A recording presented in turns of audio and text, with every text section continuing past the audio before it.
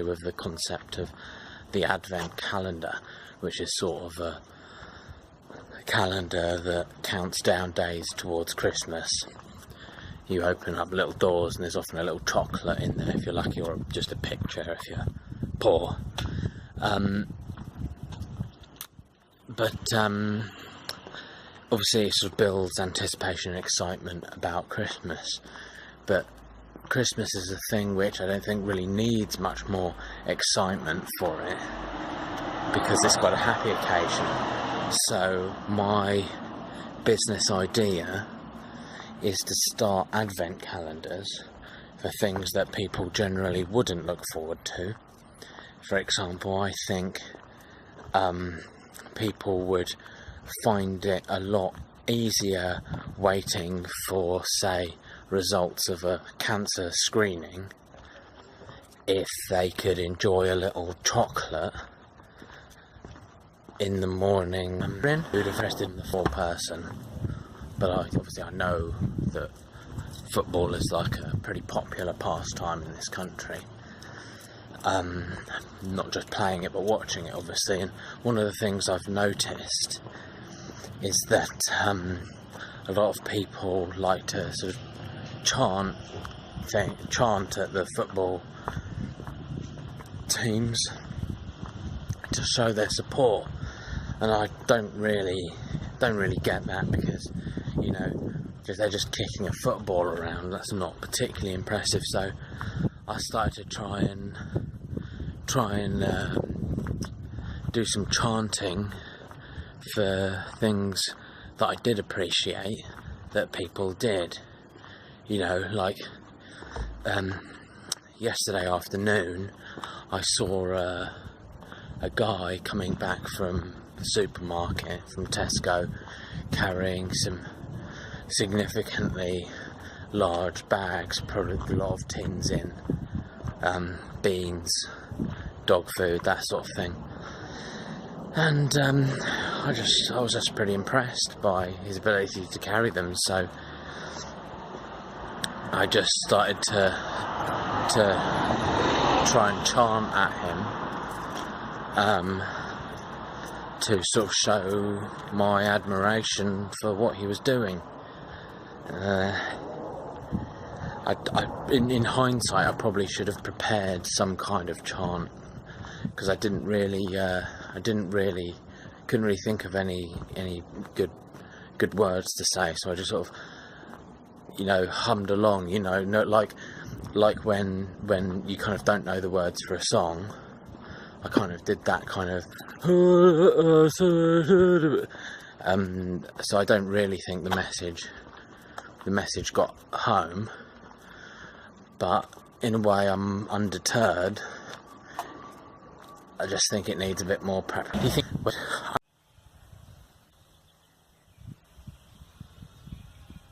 took a little short trip on a plane when I was going on a holiday, but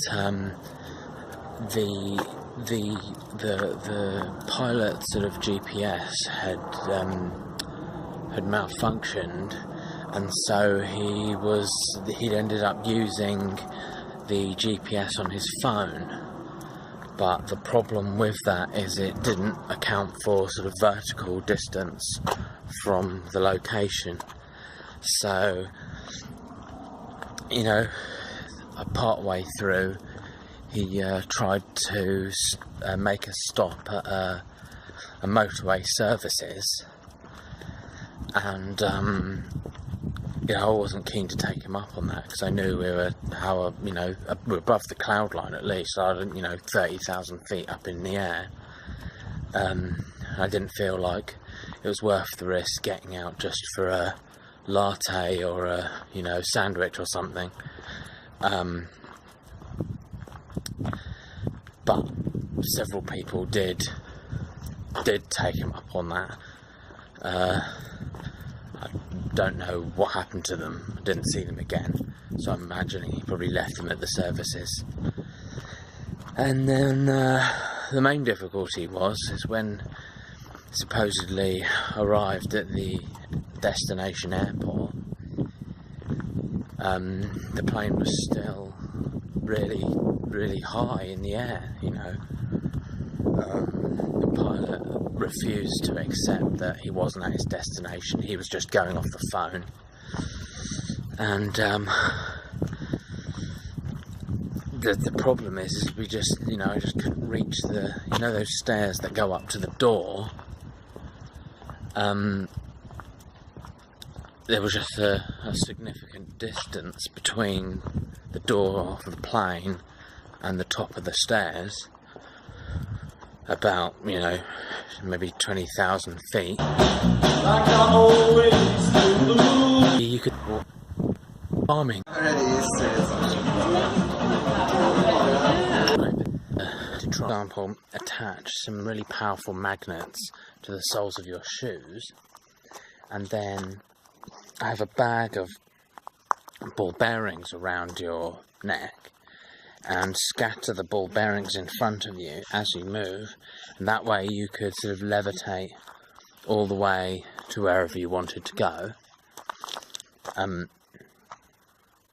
You would have the problem of like running out of ball bearings, so you'd have to maybe attach a kind of vacuum cleaner sort of on your back, like a rucksack, that's sucking up the ball bearings behind you, and then refilling the bag in front of you.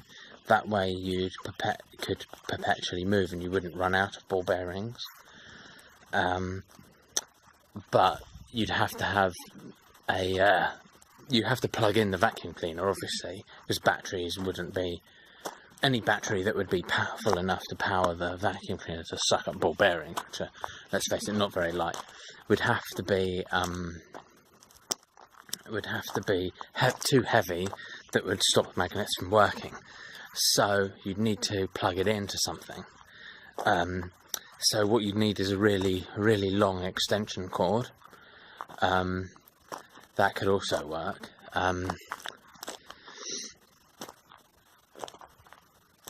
But that would, of course, mean that you were sort of tethered to wherever you started. So you'd probably need a friend to agree to unplug it, and then you could wind it in. If it's one of those windy extension leads, that would be pretty useful, and wind it into wherever you arrived. Sort of float some old plasters in it, maybe. And